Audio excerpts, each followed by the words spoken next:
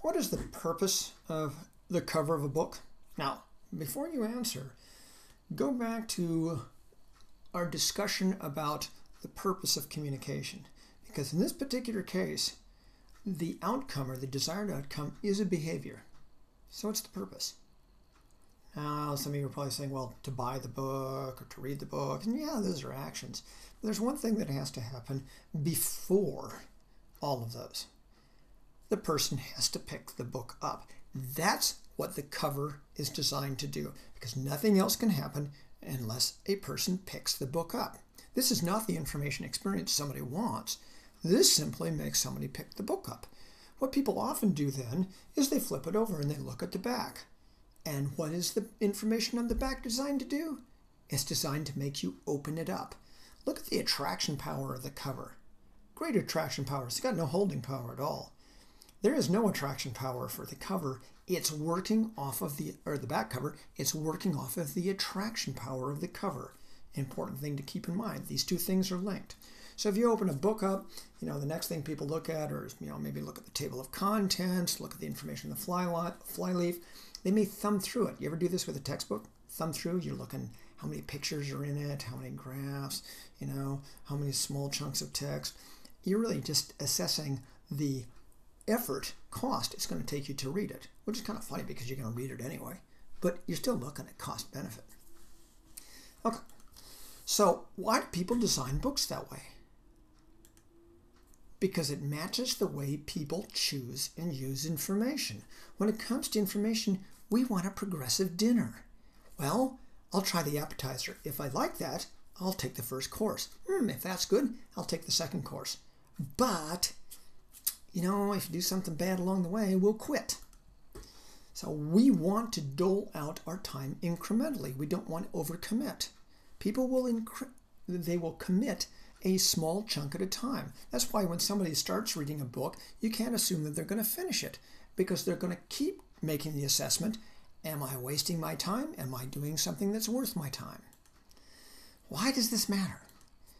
Because if people are following a progressive dinner approach in choosing and using information, we'd better be designing our information that way, in chunks, progressively.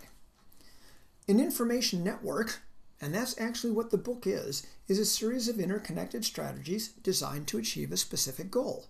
So the book has the cover, well, that's one strategy. Then the back cover, another strategy. They have the flyleaf, table of contents, maybe an excerpt. Those are other strategies. Chapter 1 should be designed to make you go to chapter 2 and all the way through. And the book should be designed to make you want to read the next book by that author. It's just an information network.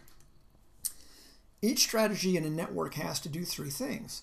It has to satisfy you with what you got, tantalize you so you want more, and then guide you where to get the next information. Now in a book, you know where to go next. It's all there. Well, that's not always the case. Sometimes you're dealing with wayfinding systems or things that are strung out. Let's consider interpretive panels, because I happen to be very familiar with those, and it's kind of easy to illustrate the point. A good interpretive panel should be laid out like a network. What do people read first? Well, they don't actually read anything first, though, you could say they're reading the title, but they look at the title and they look at the pictures, if there are pictures. If they like those, that's like the cover of the book, they'll read the captions to the pictures. That's kind of like, okay, that's a little executive summary kind of tied into one. If they like that, they'll read the subheads. If they like one of the subheads, they'll read the body text. And you have to design it that way. It's a step. And it's all based on cost benefit to cost theory, plus it is focused on this idea that we'll only commit time incrementally. So we have to keep attracting, and keep holding our audience. So which text is more likely to be read? Well, since I don't hear any responses, I'll respond for you. Most people consider the one on the right to be more likely to be read. Why? It's smaller text, and there's actually more text. Well, it has to do with the use of small chunks of information organized with heading and subheading. It gives the impression that I don't have to read the whole thing to get a benefit. I only have to read one of those chunks. The one on the left, there's not even a heading, which means that I don't have the opportunity to advertise the benefit for reading that. And that, by the way, is one of the main functions of headers and subheaders, advertise the benefit of reading the body text. So why would I read the stuff on the left? Okay, small chunks. You have options. They are increments. What's appealing about a trail where it goes around a corner?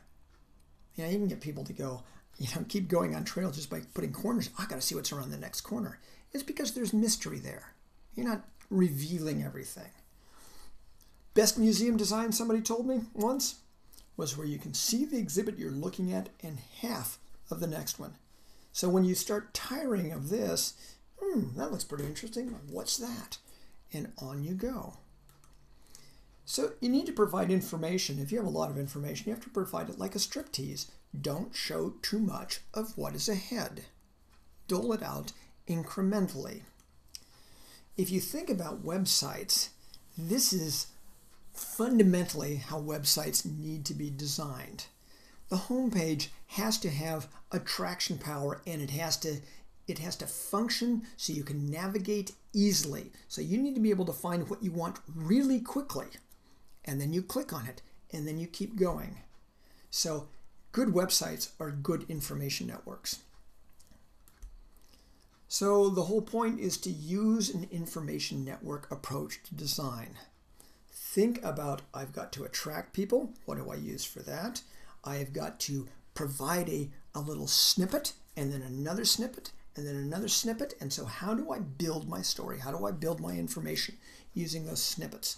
And it's usually attract them, overview, big overview, subheads are kind of sub-overviews of different areas, and then you get into body text, and that's providing detail. But it's always levels. Increments, chunks, keeps the perception of cost down.